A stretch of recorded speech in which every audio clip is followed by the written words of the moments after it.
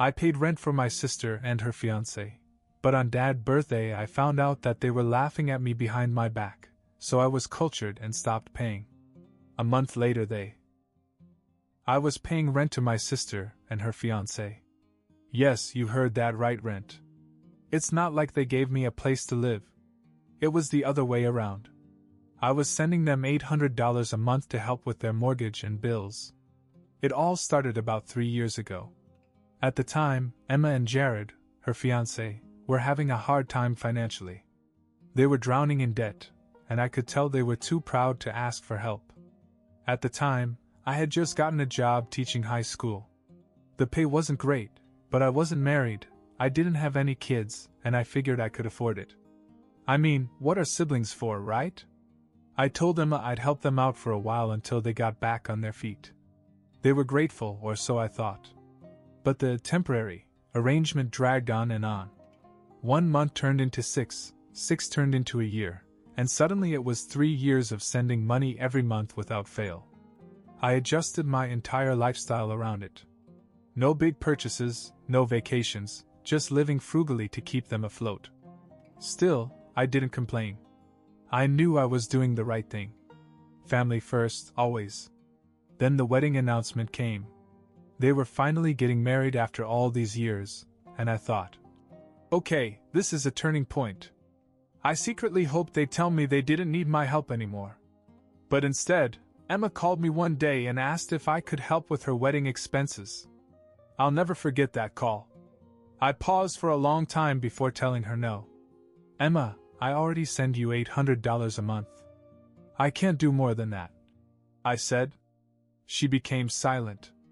I don't know what she expected me to say, but I had to draw the line somewhere.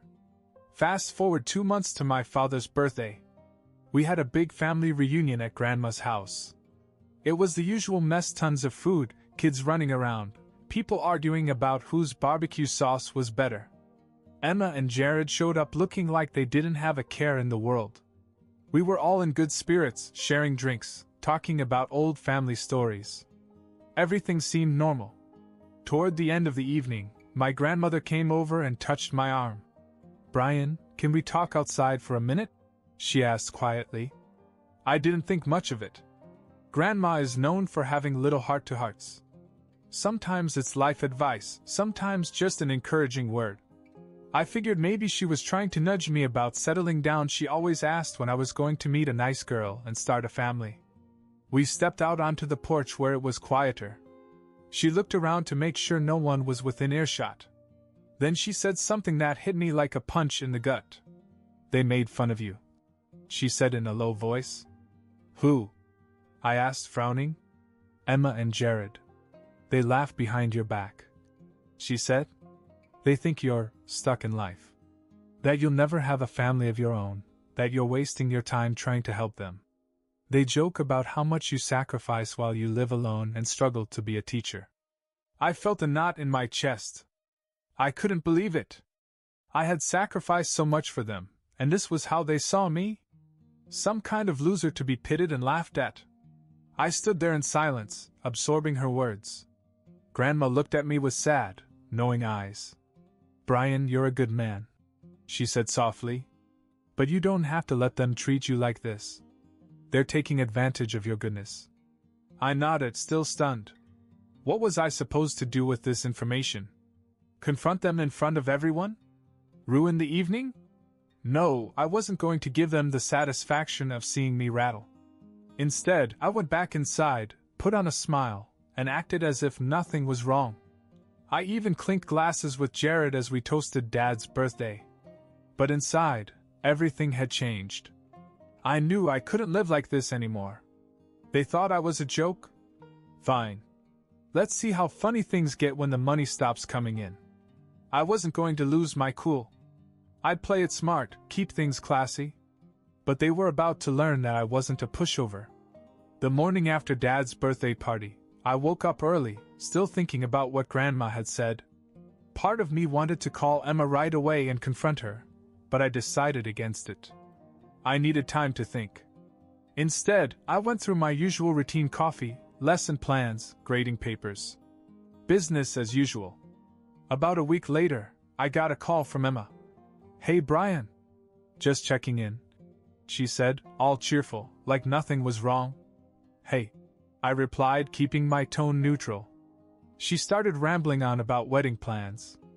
Flowers, guest lists, some problem with the caterer. I let her talk for a while, then she casually brought up money. "Oh, and Jared was wondering if you could send this month's rent a little early. We have a few things coming up." I had to force myself not to laugh. "Yeah, about that.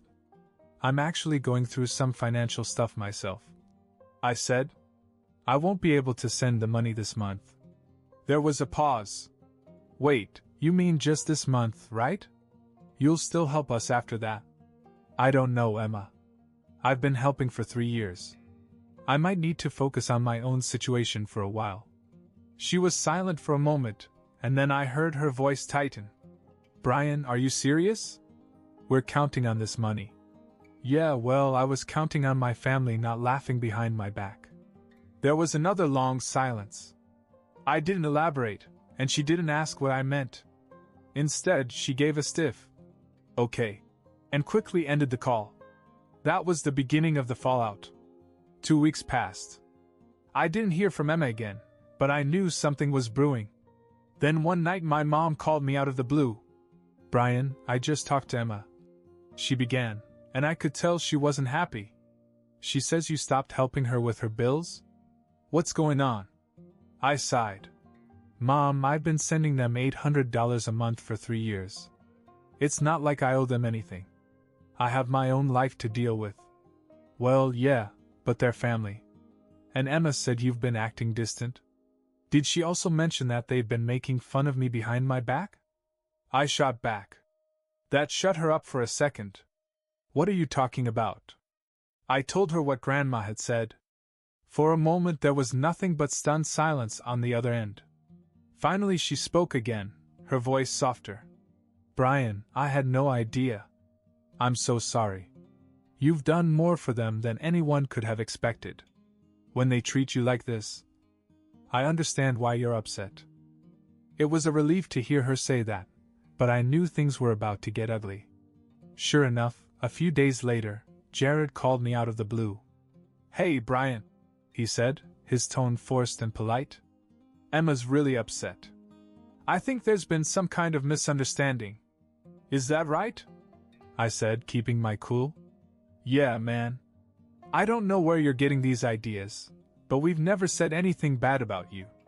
You've been great to us." "Oh, so Grandma just made that up?" I asked bluntly. Jared stammered for a second. Look, if she said something, it was probably twisted. You know how old people can exaggerate." I didn't buy it for a second. "You know what, Jared? Let's not pretend. I'm done with the money. You guys are on your own. I hope the wedding goes well." I hung up before he could argue. But the real kicker came a few days later when I got a call from Grandma herself. "Brian, honey, can you come over? I have something to show you," she said. Curious, I went over to her house. She led me into her study and handed me an old family photo album. "I was going through some things and found these," she said with a small smile. I flipped through the pages and stopped at a series of old photos of me, Emma, and Jared as kids. But then my eyes caught something unexpected. A letter tucked between the pages. It was dated over 20 years ago before I was even born. "Grandma, what is this?" I asked, pulling it out. "Read it," she said softly. The letter was from my late grandfather, and it mentioned a secret trust fund he'd set up for his grandchildren. "To be divided equally," it said, "unless one is found to be abusing the family bond. Emma and Jared don't know about this," Grandma said quietly. "But I think you should." I sat back, stunned. This wasn't just about money anymore. This was about setting boundaries, and maybe, just maybe, karma was about to catch up with them. After Grandma showed me the letter, I had a lot to think about. There was a trust fund that my late grandfather had set up for all of us, but she didn't go into detail about how much money was in it. She made it clear that no one else in the family knew, not Emma, not Jared, not even my parents. "Why are you telling me this now?" I asked her. Grandma gave me a knowing look. Because I want you to understand something. You're not the failure they make you out to be. You've worked hard, sacrificed for others, and shown more integrity than most people ever would. This fund, it was meant to reward people like you. I nodded slowly, taking in her words. I didn't want to rush into anything with this new information, but it felt good to know that I had some hidden leverage. Over the next week, the drama escalated. I began to hear through the family grapevine that Emma and Jared were panicking. I guess cutting off their monthly allowance had hit them harder than I thought. Jared's hours at work had been cut, and Emma was having trouble paying some of the wedding vendors. I thought they'd get by, but instead they started trying to guilt other family members into giving them money. It backfired spectacularly. My mom mentioned to one of her sisters that I'd been supporting Emma and Jared financially for years. Word spread quickly, and soon everyone in the family knew.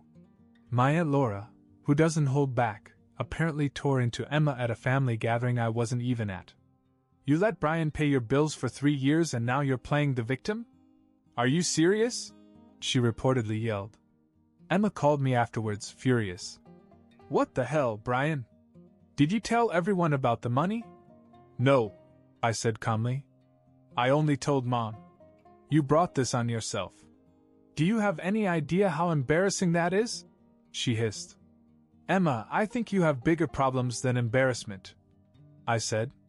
Maybe take a look in the mirror and ask yourself why you thought it was okay to treat me like a joke. She didn't have an answer. I thought that would be the end of it, but Jared decided to escalate things. He must have been desperate because he actually showed up unannounced at my school one afternoon. He waited for me in the parking lot. Brian, we need to talk, he said, trying to sound calm but clearly seething underneath. About what? I asked, crossing my arms. Look, man, Emma's been crying nonstop. People are turning against us. We just want to make things right, he said. Oh, you want to make things right now? After 3 years of taking my money and laughing behind my back? I shook my head. No thanks, Jared. I'm done being your safety net. His face flushed. You act like we wanted to hurt you.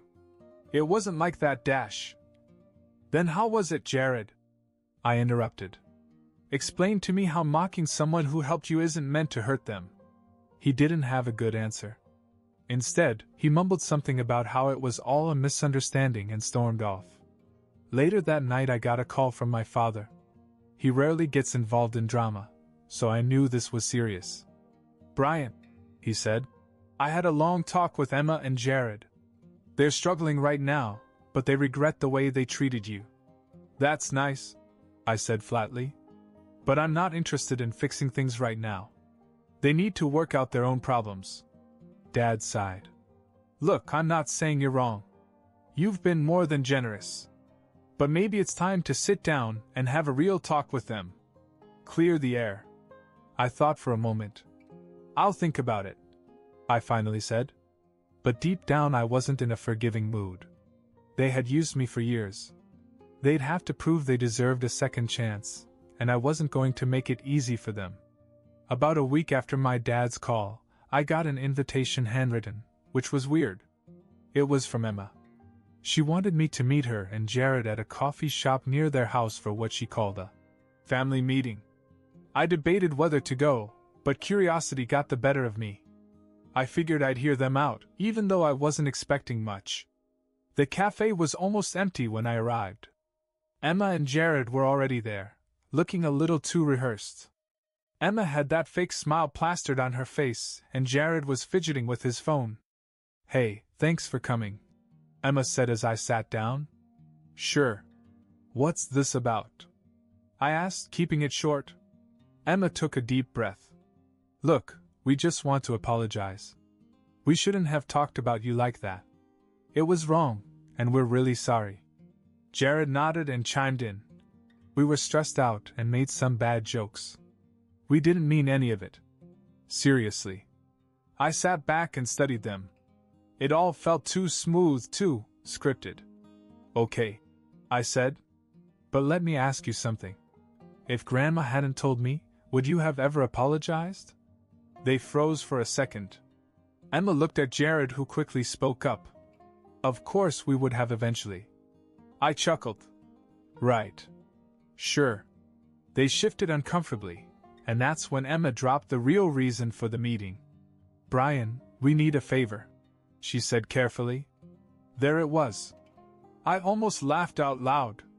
Let me guess. You need money?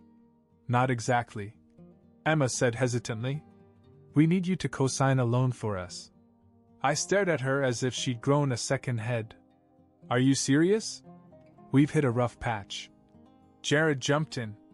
We just need some help refinancing the house. If you co-sign, we'll get a better rate, and we can do the rest. You wouldn't have to pay anything. I couldn't believe what I was hearing. You've got to be kidding me, I said. You think I'm going to put my name on a loan for you after everything that's happened? Are you even listening to yourselves right now? Emma's face flushed. We're not trying to take advantage of you. We're trying to make things right. I shook my head in disbelief. You don't fix things by asking for more handouts. You fix things by taking responsibility for your own lives. Jared slammed his hand down on the table. You're being unreasonable, Brian. We're family. I laughed bitterly. Exactly. And family doesn't treat each other like dirt. You're on your own. I got up, threw a few dollars on the table for my coffee, and walked out without another word. A few days later, the unexpected bombshell dropped. Grandma called me, sounding shaken. Brian, you need to come over right away. It's important, she said. When I arrived at her house, she handed me an envelope with my name on it. Inside was a letter from the bank about the trust fund. Apparently, Emma and Jared had somehow gotten wind of it and were trying to claim a larger share, arguing that I had withheld family assets. They went to a lawyer, Grandma said, her voice quivering with anger. They say you hid the trust fund from them, even though you didn't know about it until recently. I was stunned. You've got to be kidding me. They're desperate, Brian. You're grasping at straws, she said. But this is low, even for them. Then it hit me. They weren't just struggling, they were sinking, and now they were willing to throw me under the bus to save themselves. I'm not going to let them get away with this, I said firmly. They've crossed the line. Grandma smiled, a little sadly. Good. It's about time someone taught them a lesson. I wasn't done being blindsided, though. The next morning, I got a call from a lawyer representing Emma and Jared. I braced myself for a nasty fight, but the lawyer sounded surprisingly apologetic. Mr. Daniels, he said, I wanted to let you know that my clients have decided to withdraw their lawsuit. They'd like to settle the matter privately. Withdraw their claim? Why? There was an awkward pause.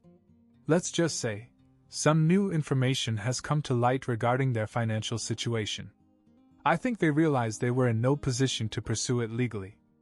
I couldn't help but wonder what had happened. Later that day, I heard from Aunt Laura. Apparently, Jared had been fired from his job after someone anonymously reported that he'd been embezzling small amounts of company money. To make matters worse, the bank had rejected their loan application outright, citing credit concerns. Karma had hit them hard, and I hadn't even lifted a finger. A few days after the fiasco with the trust claim, I was still processing everything when Emma texted me. We need to talk. Please. I ignored her. The next day, without warning, she showed up at my apartment. She was pacing outside my building when I got home from work. I sighed, but got out of the car. What do you want, Emma? I asked, already exhausted. She looked exasperated. Brian, I didn't know Jared was going to take it this far with the lawyer. I swear I didn't want it to happen. He panicked. Panicked? You were both perfectly fine trying to screw me over with that trust fund, I said. She looked down at her feet and didn't deny it. I'm sorry, okay? We've just been under so much pressure. The wedding costs, the house, everything is falling apart. You know whose fault that is, right? I shot back. Maybe you wouldn't be in this situation if you hadn't relied on me for so many years. She winced, but then surprisingly said, You're right. But I don't have anyone else to turn to. I stared at her in disbelief. You don't get it, do you? I'm done.